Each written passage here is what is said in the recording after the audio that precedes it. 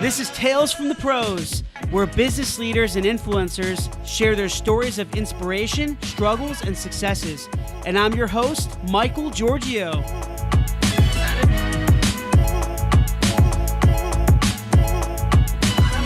Hey everyone, this is Michael Georgiou, co-founder of Imagine Ovation, and welcome to Tales from the Pros. We have a very, very special guest here today with us. His name is Scot Wingo, serial entrepreneur, founder of ChannelAdvisor. I'm sure a lot of you have heard of him. They're located here in Raleigh, North Carolina, and he's also the CEO of Durham-based Spiffy. Scot, welcome. Thank you so much for being here. Really, thanks for having me. honor. Yeah, appreciate it. It's, awesome. Love talking startups, so looking forward to the conversation. Let's talk about the grind, right? So tell me a little bit about what you're doing now, how you, I know obviously we mentioned that you're the founder of ChannelAdvisor, so what motivated you to start Spiffy? Tell me a little bit about that story. Yeah, so a lot of people say, so ChannelAdvisor is an e-commerce software company. So we help retailers and brands sell on eBay, Amazon, and places like that. And then it has nothing to do with car washes. So then Spiffy is on-demand car wash and detail. Okay. So it's app-based. You use the app, you request a service. So the steps that led to Spiffy, in 2003, I invested in a physical car wash. And for those of a lot of people have seen Breaking Bad, and it's used as a way of funneling cash and for building crystal meth. That's not what I do. I figured if I was going to do like a risky internet startup, the exact opposite of that was like a car wash, a physical thing. And the way a car wash business works is pretty simple. You get a loan on the land, and the car wash pays off the loan over time, and you end up owning the land and the car wash. So it is a kind of a cash flow kind of a business, super old school. So, and I had a friend that wanted to operate it, so it was perfect for me. I could be the silent investor. Yeah. And then in 2005, we built another car wash. So we have 2 car washes. So that's how I got in the car wash industry. And then kind of like what led to Spiffy was first in 2008 at those car washes, we always did details. So you would come on a weekend and we'd say, hey, Michael, your car looks like it needs some extra care. You're an entrepreneur, you're really busy, so your car's pretty much destroyed. We have a detail option where we'll do the inside and the outside for $100 and bring it back to like new. And in 2008, that business just disappeared with the recession. And as we talked to busy professionals like yourself, what we found was it wasn't the money. That would be your first instinct. Oh, people they don't have $100 anymore. Yeah. It was the time. And it's interesting. In the world of e-commerce, we're still just 10 years later after the recession. There's a lot of interesting data that shows the recession dramatically changed consumer behavior in the United States. And you can see it in the retail results. So half the U.S. went value-oriented.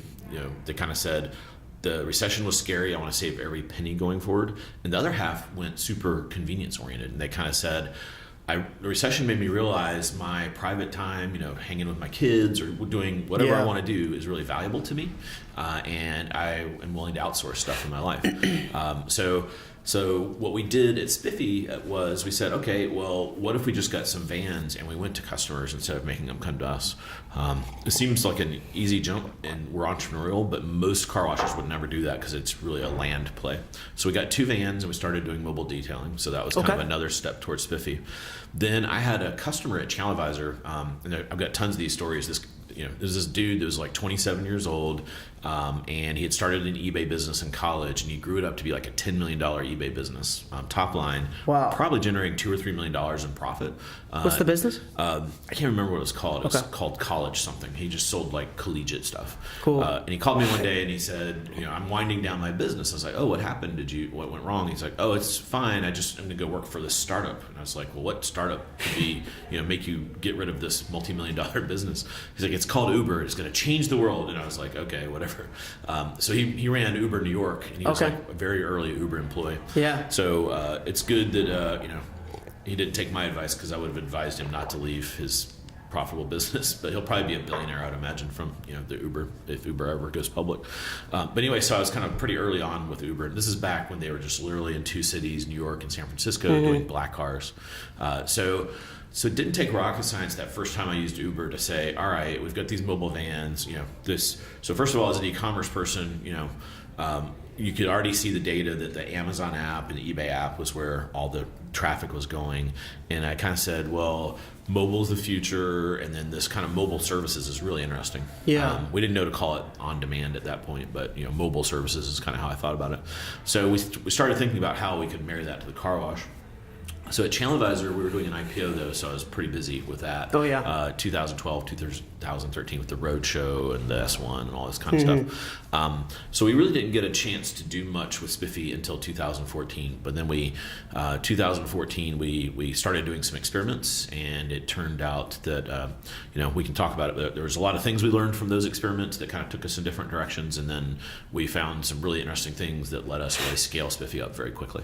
That's cool. So a lot of your experience from ChannelAdvisor and running previous companies helped you with starting up Spiffy, right? Yeah. That kind of, and you saw a need in the market for Spiffy absolutely. as well. Yeah. Or was it like you just, hey, I mean, there's a lot of competition, but we're just going to be another competitor?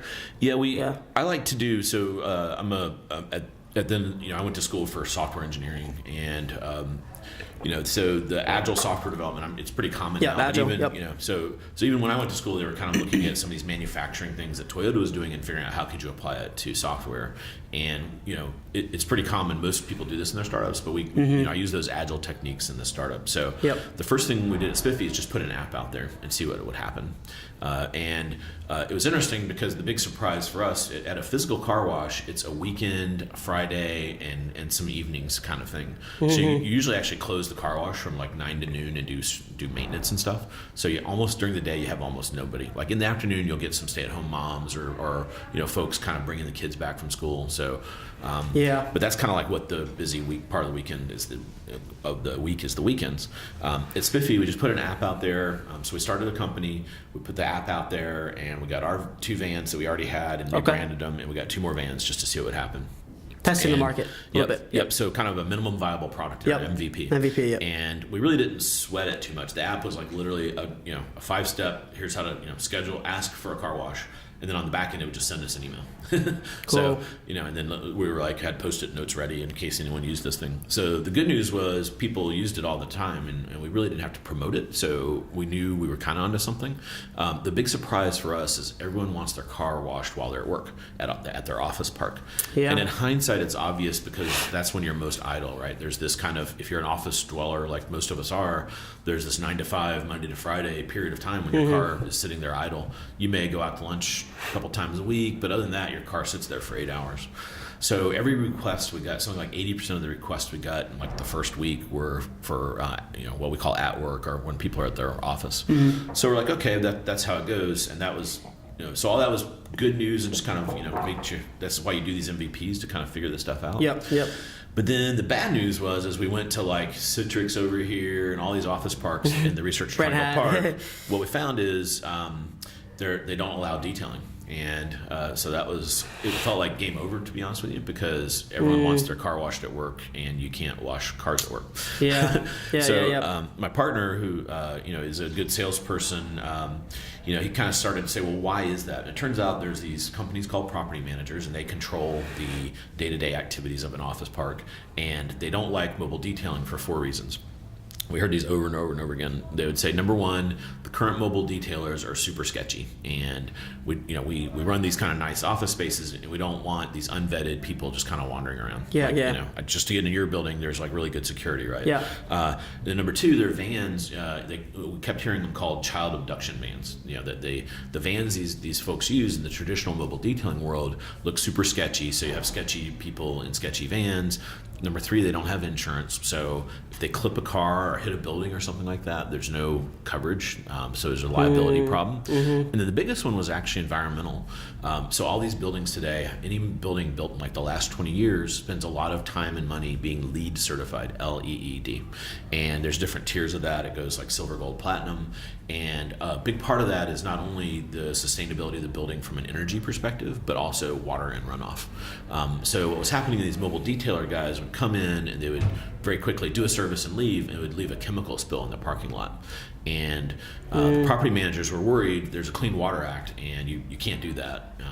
And they were worried that the EPA would come and fine them. These fines can be in the hundreds of thousands of dollars. Wow. So we kind of looked at those things, and we said, well, what can we do? So some of them were easy. So like the employee in the van thing. Our vans don't look like traditional mobile detailing vans. We'd come up with the penguin as part of our brand image. So we have. I saw some of the vans. They look cool. I like them. Yeah. And so that kind of is like a whole different kind of a vibe. And we use this bright blue kind of a thing, so it's not like a dirty white van with a window punched out.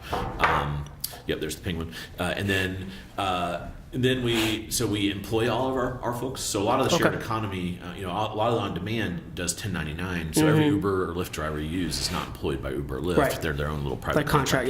Yeah, and I think that's fine if your skill set is I need you to drive from point A to point B. We need people to go and make your car look like new, and there's like a lot of intricacies of that and tools and technology that we use to do that. And therefore, we have to train them. We need to retrain them. We need to monitor them. We need to know their work hours. And you just can't do those kinds of things with 1099. And we need to run extensive background checks. So if someone's going to be in a fancy building like you guys have here, they can't have a record. We also look at their driving record. And you can't do a lot of those checks with 1099. So that's how we solved the first two. Cool. The third one with insurance, we just went and got a giant insurance policy. So that was pretty easy. And then the hardest one was environmental. And ultimately what we ended up doing is we looked at, there's some waterless solutions out there where you don't actually use water, but here in North Carolina our cars get pretty dirty. They get bugs, tar, all kinds of stuff on them, and that didn't work really well here, and it ends up scratching the car. So we wanted to stick with water, and ultimately what we do is we wash every car on a mat. So we developed this mat that's like a little bathtub for your car. Cool. So we take your car, we put it on the mat, and the mat sticks out like 4 feet around the edges of your car, so all the runoff hits that mat, and then we slurp it back up onto our truck, and we reclaim that water. So there's no water hits the pavement, so there's no environmental problem at all. So once we did that, then property managers kind of opened up, and it ends up that what was kind of our biggest hurdle is actually our biggest strength, because when we go to these office parks, it's kind of like shooting fish in a barrel, because we come in and we launch and we become an amenity part of the building, and it just really gives us access to hundreds or thousands of people, whoever's in that building, for relatively low cost versus direct marketing, where it's pretty expensive to go direct to consumers these days with all the advertising vehicles are pretty expensive now. Nice, awesome, I love it. Cool. And I've seen some of the cars around in the triangle. How many of them do you have now? So in the triangle, we're up to vans, 25. Right? Yeah, we're at 25 in the triangle. Yeah. 25. And how many employees now? The corporate employee headcount is about 15. So we have this kind of employee, and I think of it, that's the platform that opens new cities. Yep. We're in 5 cities now. So we're in Raleigh, Charlotte, Atlanta, Dallas, and Los Angeles. And across all that, if you look at all the technicians and everything, 120 or so. Cool. Yeah. So you guys expanded pretty quickly since 2014, right? We did, yeah. Really started? Yeah. Awesome. Yep. So, Scott, did you ever see, even before ChannelAdvisor, you were CEO of ChannelAdvisor for 12 or 13 years, is that right? Yep. Okay. So, before that, did you see yourself as an entrepreneur? Like, for me, it was really a blessing in disguise. I never really saw me as an entrepreneur kind of growing up. I had entrepreneurial elements. Like, I was always a workhorse, and definitely grow. We talked about grinding a little bit earlier when you came here, and perseverance, things like that. But it was really a blessing in disguise for me. Was it like that for you? Or you're always entrepreneurial? You had ideas growing up, or? Yeah, I had pretty early exposure to it. My dad was an entrepreneur, so he had worked for kind of the man for a while, and didn't work well for others, and then left and started his own business. And he did computer consulting. So it's kind of funny. I'm from a little town in South Carolina. This is the early days of computing. So we had a VAX, this big refrigerator sized computer in my house. My friends would come over and they'd be like, "What?" It looked like NASA to them. It was kind of funny. They're like, "What kind of weird refrigerator is that?" And I was like, "It's a computer." And they're like, "Oh my god!" Then they wanted to play video games, but you couldn't really play video games on those kind of computers. So I grew up, with my dad being an entrepreneur. So I knew it was a grind because he worked insane hours, and all the classic, we'd be on family vacations and he'd have a customer go sideways and have to go see them. So I knew the good and bad of entrepreneurship. So when I went to college, I thought I wanted to work for a big business, oddly enough, because I wanted to have a more kind of stable kind of work. That's kind of how week. I was. Yep. Then I went to University of South Carolina, so I'm a Gamecock, and then came here to NC State to get a master's. It was during the recession, and I figured I'll ride that out and get a master's for a year. What was it, NC State? Yeah, at Nice. NC State. Cool. Yep. So I met a professor there, and his name's Dr. Miller. He's super entrepreneurial, and I had this kind of classic dilemma where I had a job offer from Motorola down in Austin, and then one from this startup in Connecticut that was a guy I had met before. And I went to my professor. I was kind of torn. Motorola was interesting and Austin was exciting, but one of the things that was a little depressing is you go on these interviews and they're like, yeah, here's your career for the next 30 years. And if you work really hard, you start at a member technical staff 1, MTS 1, and you can get to 15 over 30 years. And they thought that was like part of their pitch, and it was just kind of depressing to me. It's kind of like this, wow, that's my whole life just laid out there for me. And then I had an offer from the startup, and it was like, yeah, we don't even know what you're going to be working on. You'll be our first employee. It'll be super exciting. So I went to my professor, and I said, I'm really concerned about, what should I do? He said, well, do you have a mortgage? And I said, no. And he's like, do you have a car payment? And I said, no. I had a beat up car that had like 150,000 miles, but I didn't have a payment. He's like, well, go try the startup, and if it doesn't work, you can always get that Motorola job. So that was good advice. So I did that, and then kind of the realized that that was in Connecticut, and I realized I love startups. I don't love working for other folks, and I don't love living in the Northeast in the snow. So moved back here and started my first company in 1995, and have been doing startups ever since. That's pretty cool. So it's almost like you consider yourself a little bit unemployable. That's for me. Like, once I started my business, I was like, man, I can never ever work for anybody else. Yeah. I just like, you love to be heard. You love to be heard. You love your create. You can be creative. You can add your own strategies. You can pretty much do whatever you want. And also, I think as an entrepreneur, you're really making a difference in your community. You're adding a lot of value. Not that other people don't, but I think you're becoming or you were years ago before even ChannelAdvisor, you're becoming this business leader, especially after you started ChannelAdvisor. So yeah. Part of it is being an engineer. I didn't have any formal business training, so a lot of it was just getting the confidence that I could do that stuff. Yeah. And you hear these things like the P&L and the balance sheet, and it sounds like this mystery math, and then you dig into it and you're like, well, I can do differential equations. I think I can handle the math on this thing. So a lot of it was just kind of getting some exposure to that, which was great at my first company. But then but then they start to make these decisions. Like, one of the decisions the first company I worked for made was they were going to sue Microsoft, and I was like, we're a 20-person startup, and we have like literally no budget for this, and we're going to sue Microsoft. That's kind of crazy. Why would we do that? Cool. No, that's great. So, I saw that you guys received, especially for Spiffy, you guys received outside funding. Can you kind of tell me a little bit of the differences? So, do you regret it, but do you feel like do you think it would be much harder if you didn't receive funding for Spiffy, or you just grow organically? Yeah, and I give a lot of startup people advice on this. It depends on what you're trying to do. Yeah. So you can bootstrap a business like you have, and that's a very fine thing to do. And like here in the Triangle, one of our most successful bootstrap stories is Bronto. And it was Bronto. Here's a couple guys, Joe and Chaz, that started, and they ground it out for 20 years, and they sold the thing for a really nice outcome, hundreds of millions of dollars, and didn't raise any outside capital. And my first business was a bootstrap like that too. The challenge is, at Spiffy, my aspirations as I've gone through different companies go up every time. So I've always wanted to have a public company, so I did that with ChannelAdvisor. Now, I some of my favorite brands are Starbucks, Amazon, things like that. And now I would love to be able to build a brand like that. Yeah. To do something at that scale requires some help to get there. Yeah. So I'm kind of quicker, a little bit quicker. Yeah, and fast. And I'm as I get older, I'm less patient, oddly enough. So I'm increasingly doing moonshots, and it requires more support from external capital. Yeah. So for example, what's interesting is you think about most things, and we could hop on a plane and we could throw a dart at a map in the United States for larger cities, and we could go there and let's pick Cincinnati. If we went to Cincinnati and I said, let's go get a coffee, we know we could find a Starbucks. We may find a Caribou. If we wanted a Jiffy Lube, to change our oil, there's two options there. If we want, I don't know. There's a Chipotle. We could probably guarantee there's 8 restaurants you and I could name that we could find. Yeah. So what's interesting to me about car washes is it's one of the few white spaces out there. If we were in Cincinnati, we actually don't know what car wash we would find. And I think that is our opportunity at Spiffy, is to fill that white space.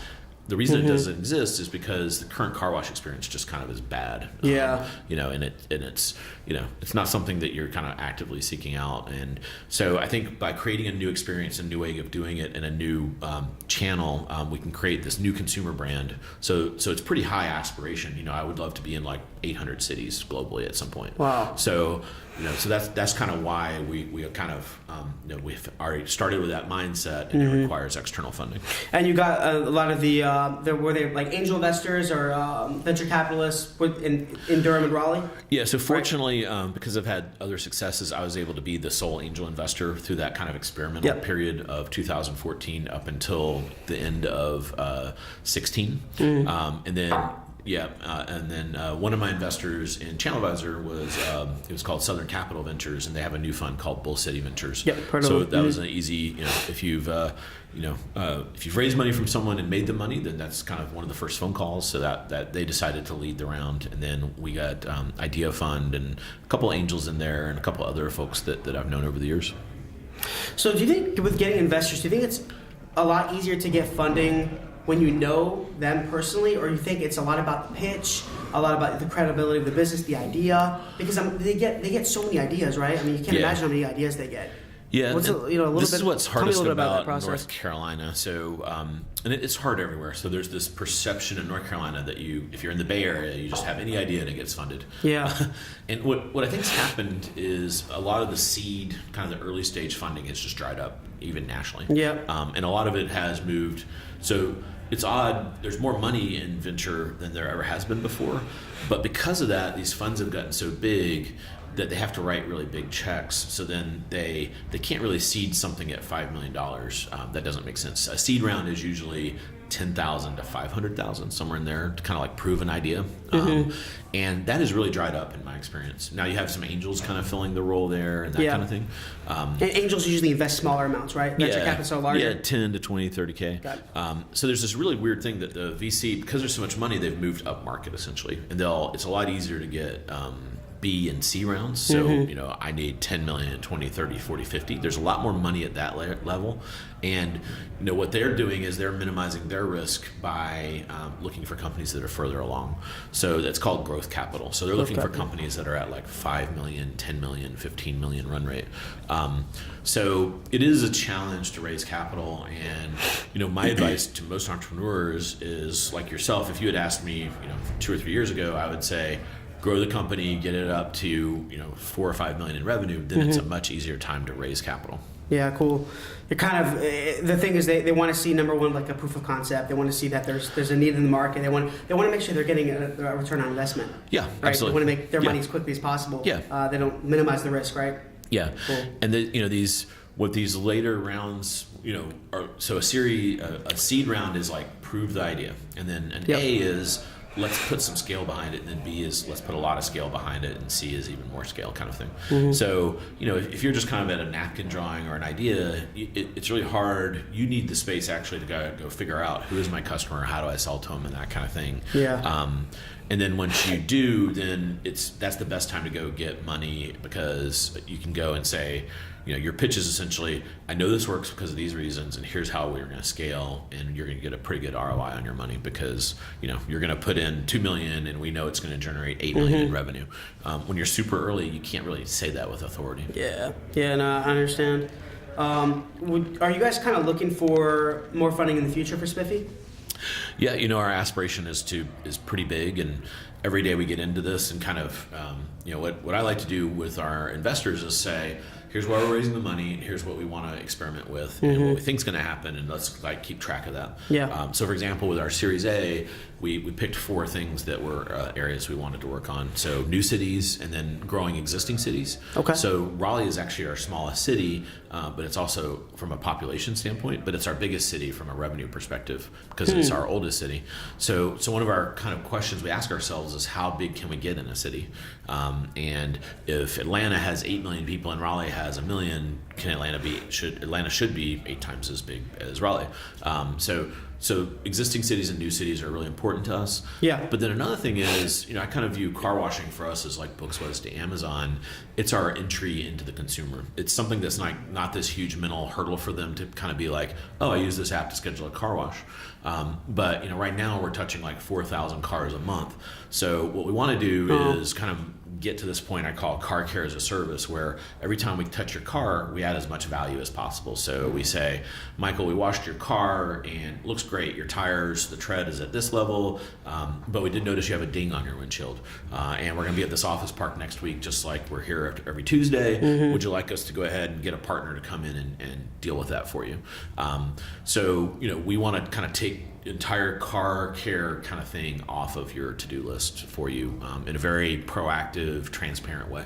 Cool. So the third thing we told our investors is we want to experiment with other services in addition to car wash. So that was number 3. And then number 4 was we know that we have these kind of 2 paths to customers. We can go direct to them, mostly at home, and we can go through where they work. But we've got a million ideas around, should we be at airports, hospitals, apartment buildings? What about country clubs? If these folks are going to go out and golf for 8 hours, does it make sense for them to get a Spiffy while they're doing that? So we've been experimenting with different channel kind of concepts as well. Cool. That sounds good. Great information. So I know like before Spiff, you're still founder obviously of ChannelAdvisor, but how different was it running such a large company? ChannelAdvisor now has how many employees? I think we just crossed 700. 700, wow. Yep. And compare that to running Spiffy, being CEO of Spiffy. What are the differences? Because ChannelAdvisor is a publicly traded company, right? And then Spiffy's private. So kind of what are the differences there? I mean, it must be, was ChannelAdvisor just that much more difficult? You think just because it's larger? Yeah. You know what I mean? So it's interesting. Every company has a lot of common things, right? So as CEO and founder, your role is like a coach. So you're recruiting and getting talent and kind of creating a vision and pointing the company in there. So there's a lot of commonality in those things. Yeah. The things that are different are, so ChannelAdvisor is a software company, so that enables you to, so you spend a lot of time talking to customers and understanding what they need, and a service company is kind of a different kind of a beast. Totally different, yeah. What's interesting about Spiffy is I think we can actually go faster than ChannelAdvisor because, there's theoretically no limit to how many cities we could open. I think this works in we've identified our first 30 cities. Wow. So that's interesting. And then in the software as a service business, one of the things that's frustrating is, especially when you get to kind of like this $8 to $10 million level, the biggest lever you have for growing is adding more sales reps. So it's January and you're a 10 million company and you want to be a $15 million company. So you go and you hire like 30 sales reps. But that, it looks good on Excel because you put in 30 sales reps and then like the growth shows up in Excel. Then you go and you're like, all right, we need to go hire 30 sales reps. So then you have to build an HR team to do that. And then you have to interview, to get to those 30 sales reps, you have to interview like 300 and then by July you finally get number 30 and you're like disappointed it took so long. And then, it takes 3 to 6 months to train them and 3 to 6 months. So suddenly it's a year and a half later and now you start to see the impact from that. So that's one of the things that, spend a lot of time at ChannelAdvisor. How do we speed that up and how do you go faster? And Spiffy is different. We have just a lot more levers we can pull and go faster. Yeah, and I would imagine with ChannelAdvisor, there's probably, just because it's a larger company, there's probably a lot more red tape, I would assume. Yeah, absolutely. So in order for you guys, obviously it's an innovative company. It's you guys have a SaaS product, e-commerce SaaS product, but I can imagine just a lot harder to get approvals for innovation, just kind of moving forward than Spiffy, right? Yeah. So the big kind of red tape moment is we went public, and there's a lot of good and bad about going public. So the good is it's a great way to raise capital. So we raised like $100 million through an initial public offering and a secondary. So that's good. The negative is when you go public, there's all these rules and regulations. So your accounting team and there's Sarbanes-Oxley and all these things. There's good reasons for these things to exist. But they add, so you immediately have to go out and hire, 20 or 30 people to kind of deal with all this. And then the complexity around, when I was public company CEO, I ended up spending like a big chunk of my time worrying about like the earnings script and like, literally editing this document 60 times and having to put it through 8 layers of legal. And that's where a lot of the red tape came in, is like how you talk about the company. The good news was, though, we spent a lot of time worrying about this, and we were still able to innovate a lot. So that doesn't slow down the engineering team as long as you kind of, make sure you've built some firewalls there that they don't get caught up in all that stuff. Mm-hmm. Yeah. Cool. So, all right. So it really does contain a lot of the same elements in terms of running a business. Running a business is running a business. Running a company is running a company, right? Yeah. It's just that there's obviously it's a service model versus Spiffy versus a product model, which is ChannelAdvisor. So it's just kind of very, very different the ways you attack it and the ways you grow. Yeah. Right. Yeah. And what's fun about Spiffy is it's kind of a hybrid. So we have our front end software for consumers. So we're always trying to think, you got the app as well. You guys do a lot of mobile app development. So in the early days of Spiffy, it was like 18 taps to order a car wash once you had everything set up. Now we've got it down to like 5, and we're always thinking, could we get it down to 1 tap? Is there some magical way we could do that? So we're always trying to think that increase user experience. Yep. And then the back end is really complex. So whenever we make our customers' lives easier, we have to there has to be software on the back end of that. So that's been really fun and a challenge of how do you route these vans. And then I thought we'd spend a lot more time on that. There's a classic problem in computer science called the traveling salesman that I thought we'd have to tackle. But it ends up being, when we're at these office parks, it ends up being more predictive analytics. Like, let's say we're at this office park and, you about half our business is booked before and then half is day of, kind of walk up kind of business or on demand. So kind of trying to predict consumer behavior and factor that into where you put your vans is really interesting, and we spend a lot of time on that now. So there's still a lot of cool software kind of problems to solve, which I like. But then the operational kind of consideration is very different. Like I'm a big Starbucks fan, so I could order this vanilla latte here in Berlin, and the only difference will be in Berlin, Venti's a little smaller, and it'll taste exactly the same. I really I always admired that, but having tried to do this service business, I admire it that much more. So we have a service called a Spiffy and Shine. A Spiffy and Shine in LA should be the same as in Raleigh, as in Charlotte and Dallas. And I think we're pretty good at that. We're obsessive about measuring consumer feedback on these things. And we have like a 4.8 rating across all this. But we always see little pieces of data that say we're not quite there and we can always do better. So I have a lot of respect for how these companies are able to deliver consistency. Because the data allows you to adapt your marketing strategies. You need something there to tell you, hey, Scott, this is not working, man. Like, we need to change this. So you got to have that feedback. That's what we use as well. It's cool. I know you were talking about problem solving earlier, actually. That goes into the next question. So for me, we encounter so many different startups. And I feel like a lot of the startups that we've, just ones that request a quote have an idea, Uber idea. Everyone has an Uber idea, right? Or Facebook or Twitter, whatever it may be. Everyone has the next Uber idea. But the thing is that it's not just about the idea. It's about, we talked about grinding hard, working hard, and delivery execution. There's a lot that goes into building a startup and making it successful into a company, into a larger company. But I think a huge element of that is overcoming obstacles and struggles. Can you tell me a little bit, kind of what are the biggest challenges and struggles that you've had to, that you faced and that you had to overcome? Like, what are some really biggest struggles?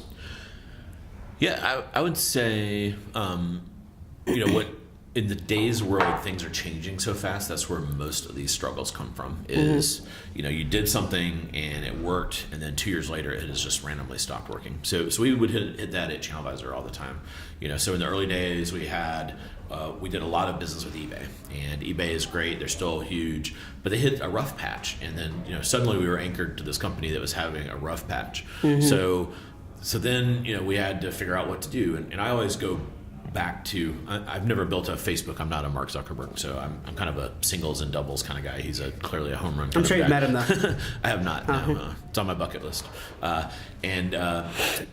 So I always go back to the customer. So whenever I hit those hard patches, I hit the emergency brake and I call a bunch of customers. And I always have like a list of 10 customers that I'm on a I could just pick up the phone and call and have a really good relationship with. So that's what I always do. So to keep that example, so I called a bunch of customers when we started to hit some rough patches in the early days of ChannelAdvisor, and what I kept hearing was they're like, well, you guys work with Amazon some, but that they're really growing for us, and your software isn't as good there as it is on eBay. So we made, we had made the wrong decision, kind of thinking Amazon wouldn't be good at this marketplace they had built, and our customers were kind of saying, no, it's pretty interesting to us. So then we had to go and kind of reprioritize that, and ended up being that was relatively a good thing to do, because we got to ride Amazon's coattails for like 10 years after making that decision. So so for me, nice. All my breakthroughs have come from listening to customers. Even at Spiffy, just kind of talking to these property managers, talking to individual customers is really important. An example there is I talked about we wanted to try another service. Yeah. We talked to customers, and the things that we kept hearing that they wanted were fueling. So in the West Coast, fueling is really popular. So on-demand fueling, oddly enough. Some people have a very binary reaction to this. They're like, that's great, I would use it all the time. And other people are like, our society is so lazy, we can't fill our cars. And a lot of older folks are like, well, that's when I get my candy bar, and I can't take that off my plate. It's funny. So we tried fueling, and then we had all these regulatory issues, like all these office park people are like, well, you have to get the fire chief of Wake County to sign off on this, and we decided that was just too much work. And whenever I hit government impediments, I tend to run away the other direction.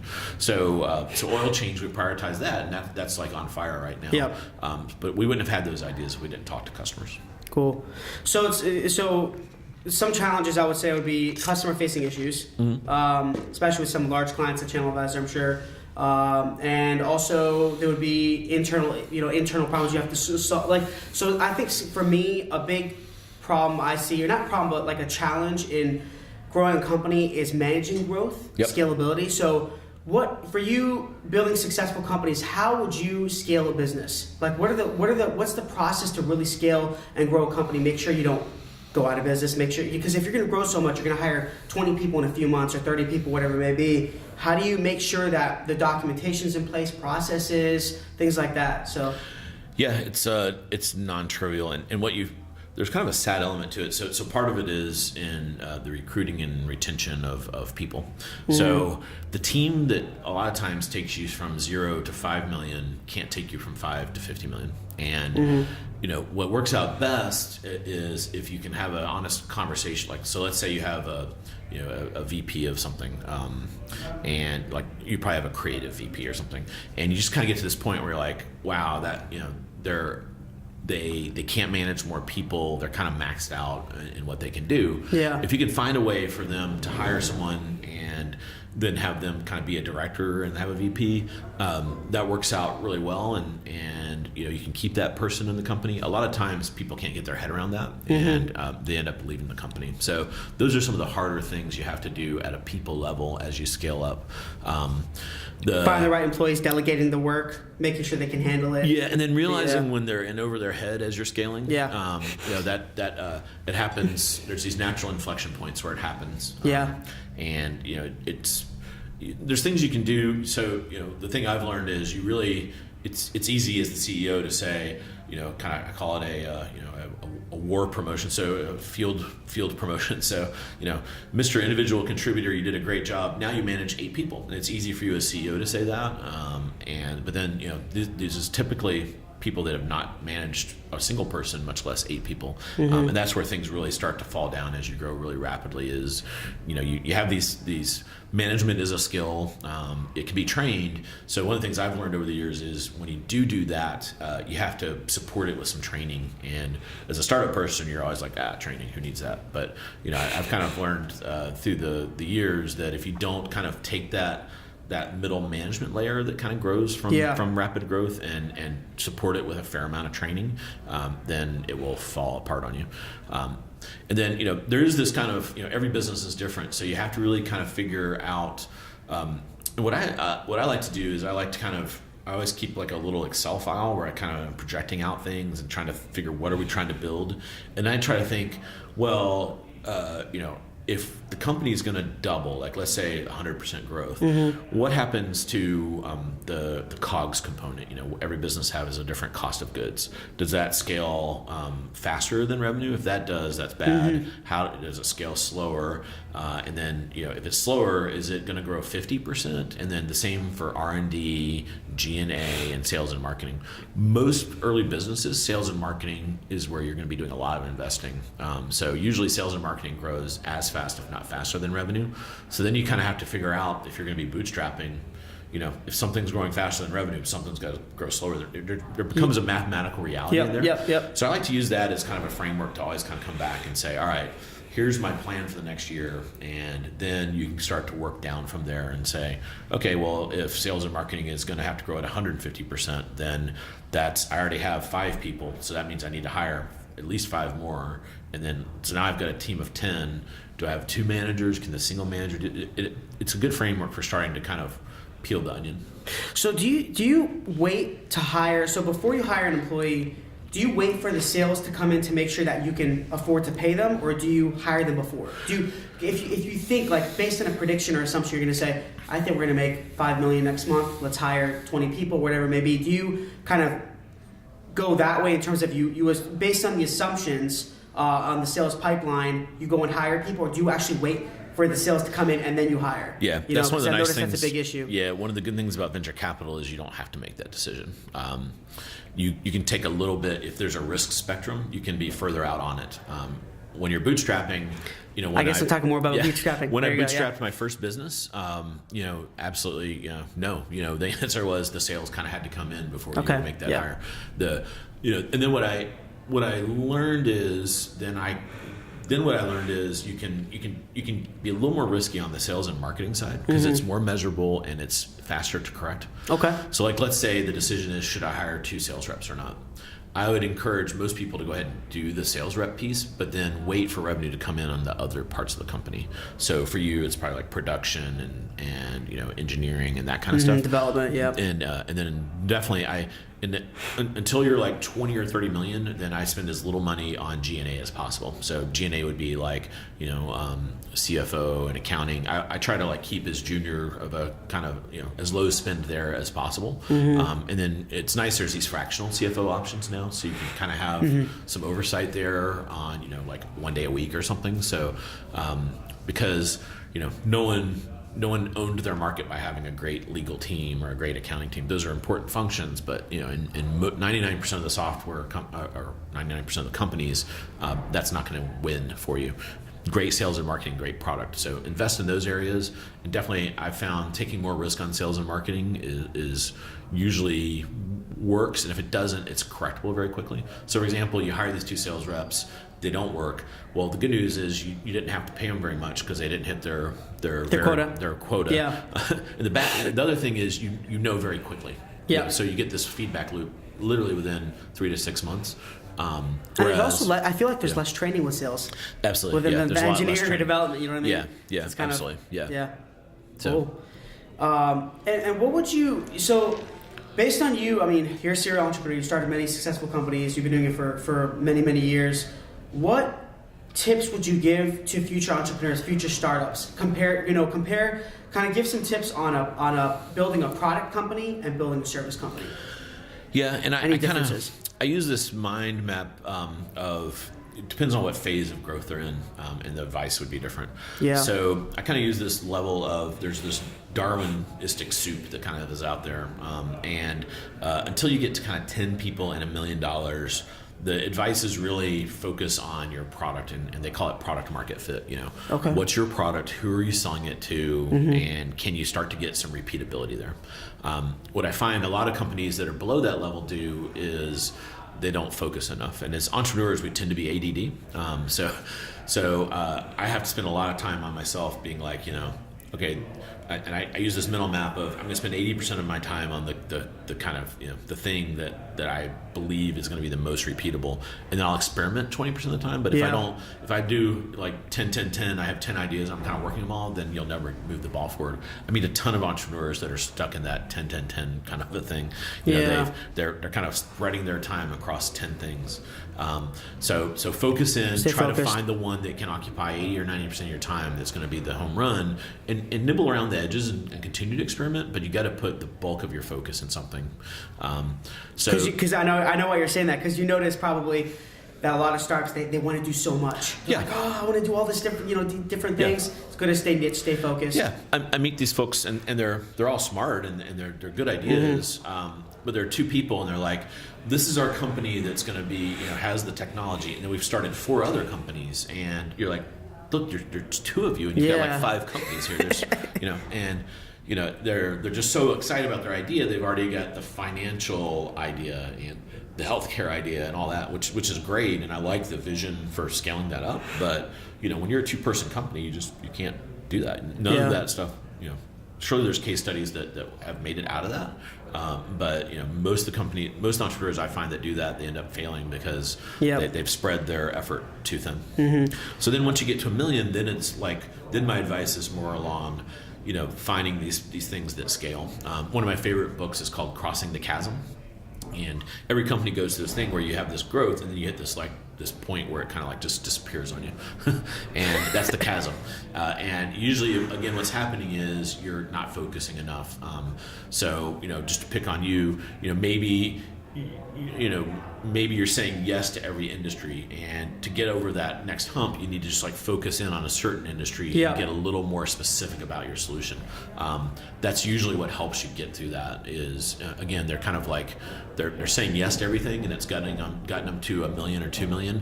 But then to get from 1 to 10, you actually have to say no, and you have to figure out, all right, if you're going to say no, then what do we say? You can only say yes to 1 or 2 things, and you're going to say no to everything else. What are those things that can get from 1 to 10 million? So that's usually the advice there. And then 10 million and up, a lot of it is this kind of allocation, like where should I put my money? How do I get to that next level? How do you reduce? Every business, has cost to acquire customers and the lifetime value of the customers. So a lot of really drilling in on those and understanding them. A big part of that is churn. So are we losing customers? So that's usually increasing customer retention. That's the 10 to 100 million is really figuring that out, and then figuring out, all right, now that we've been focused from 1 to 10, now we can actually expand our focus a little bit because we have the resources to do it. And that's usually kind of what I see in that scale. So you're saying, as a smaller business or startup, from startup to small, then to middle market to large company. So when you're starting a company, you really need to stay focused because you have limited money, you have limited resources, and you need to try to build that foundation of the business. Like building a house, you need that foundation. After that, you can kind of build, add on floors and all that. So after you start to build your company, then you can kind of increase services, increase employees and all that. So it kind of expands, like you said. Is that right? Yeah, absolutely. Okay. Yeah. And I would use a factory metaphor. So $100 million company, so ChannelAdvisor will do like $130 million this year. And it's essentially a factory. And it's just like stamping out customers and making them successful in a very specific kind of industry and solution set. So in the early days, you have to figure out what is my factory going to be. And if you open up 8 little factories doing different things, there's no way that any one of them will be successful. So you have to really kind of figure it out. And then you're constantly looking for this repeatability, and meaning I call 10 customers and I get a win every time, and that win is $30,000, and here's how I make them successful and keep them and grow them, and then then it's like, all right, how do you scale that up as quick as you can? Yeah, no, I see. Do you feel like to be a successful entrepreneur, you have to have certain characteristics? So it's not you see, I'm sure you read a lot. There's a lot of books that talk about it's work ethic, or it's perseverance, overcoming adversity, or it's having a good idea. What do you think? What are the most important characteristics to have to be an entrepreneur? Yeah, there's You a know? really good. Another one of my favorite books is on grit, and I like these books that kind of take a scientific approach. So another one of my favorite is Good to Great, where they look at all these think I've heard of that companies one, and yeah. what made them good versus great. And grit is an important one. So the lady that does the grit book, she did all these studies of successful people, and she kind of defines what is grit. And that definitely is this kind of. This is kind of weird. It's like you're kind of like you're stupid in that you're like most sane people would stop doing what you're doing. There's the whole thing of like Steve Jobs talks about sanity. Yeah. So and like failing again and again and again, you think you would be smart enough to stop doing that, but a lot of the as an entrepreneur you kind of have to just like have this kind of stubborn perseverance to be like, I'm gonna, I failed the first 5 times. Number 6 is gonna be the breakthrough. You're gonna do whatever it takes to make it. Yeah, there's no giving up. There's definitely part of that, but there's another element. Every entrepreneur has to be a salesperson. Yeah, I agree. Yeah, you meet some of these technical founders, and the ones that do really well tend to be able to have go talk to a customer, look them in the eye, break out of that cubicle kind of mentality. So that's I always talk to technical folks that they kind of have to build that skill set over time. Do you think it's easier to have a successful startup now, or is it harder? I mean, in some ways, like I always ask myself this question. In some ways, I would think it's easier because there's probably more opportunity. Like there's a lot more tools available. Yep. And that would increase opportunity. But in a way, a lot of people have startups now. Everyone's kind of starting a company. Yeah. It's the new thing. Entrepreneur is like the new keyword now. Yeah. So I would say it's very saturated. So you think it's kind of a mix? Where do you feel it's headed? I think it's easier because of a couple of factors. So in the world of software, the biggest one is cloud computing. So at ChannelAdvisor, we raised $90 million. Over half of that went to servers. So we had to go buy servers and put them in a data center. IT side, yep. Yeah, and now if I started ChannelAdvisor, I could, I don't need that. I could just go do it on the cloud. So that has brought down in the software world the hurdle to start a new company very dramatically. The other thing is, in the early days of my companies, there was a couple head things that were hard. I was like 25 with my first startup. I couldn't rent a car, and most people wouldn't take us seriously. Now, if you're a 25-year-old entrepreneur, you can get a meeting, and even in my first company called Stingray, we would try to sell into like Goldman Sachs, and they would say, "Well, how big are you?" And we'd say, "We're 20 people," and they're like, "Oh, we don't work with people that small." But now, so there was like this definitely like companies would not work with small companies. Now that's gone. Yeah. It's almost a positive. You're like, oh, you guys are small, we love it. IBM and these big guys are I like noticed so that slow. change. Yep. So a lot of that, I think when I add all that up, having watched this for 30 years, I think it's gotten a lot easier. Even though it's more competitive, I think that it's a lot easier. If you have an idea that you can kind of like get into it and grind away at. Yeah. And do you feel like what has made it easier for you guys? Explain to me the process of what's made it easier for you to start Spiffy, other than knowing venture capitalists and angel investors.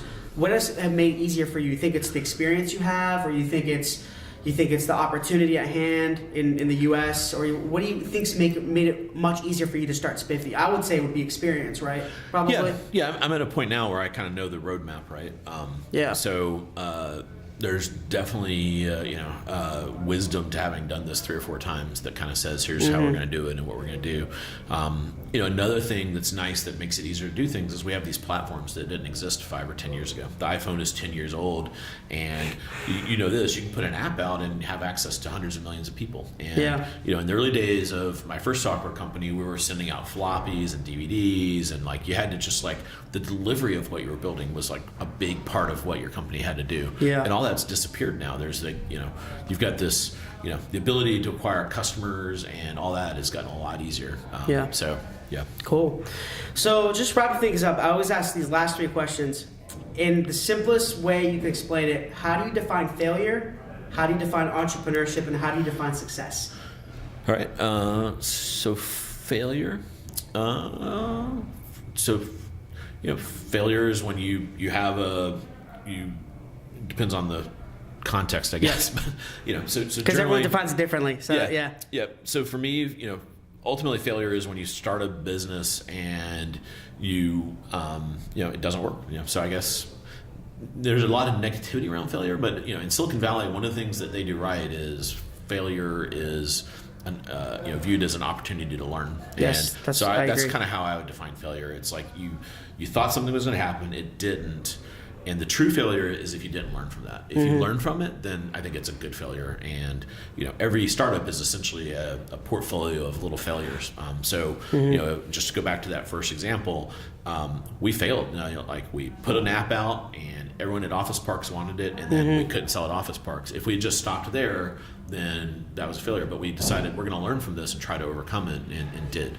The other thing I talk a lot about to people is, it's fine to take risk in your startup, but they should each not be a risk the business kind of a thing. So if you're constantly risking the business, then you really haven't figured out the product market fit yet. You should kind of go back to that. So there's really a big difference between failure and giving up. Yeah, for sure. Absolutely. Yeah. Cool. Entrepreneurship is just kind of having the guts to kind of go out there and be your own boss and do your own thing. Cool. Yeah. Grind hard. Yeah. And then success is, it's different for everyone. It's being able to navigate through that and get to the other side. And there can actually be failures in there and everything, but success is not giving up and keep grinding away at it. Awesome. And where can people find you? Your website?